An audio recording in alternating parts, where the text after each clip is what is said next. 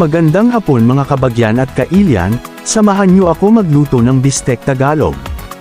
Ilagay ang iyong karne ng baka sa isang mangkok o Tupperware. Idagdag ang inyong toyo, lemon juice o kalamsi, asin at paminta. Pagkatapos haluin mabuti ang mga sangkap, siguraduhin babad ang karne sa mga panpalasa. Ay marinade o ibabad ito ng 1 oras o mahigit pa, mas mainam na nakababad ito ng buong magdamag upang mas maging malasa ang karne. Hiwain ang mga sibuyas na tila isang singsing. Sa isang kawali na mayroong katamtamang init, magdagdag ng 1 kutsarang langis sa pagluluto at kalahati ng sibuyas na iyong hiniwa. Iprito hanggang lumambot. Itabi. Gamit ang parehong kawali, magdagdag ng 1 tablespoon ng mantika at igisa ang baka hanggang ito'y maging golden brown. Iwasan ma-overcook ito sapagkat titigas at magiging matigas ang karne. Matapos nito tanggalin na ang karne sa kawali kung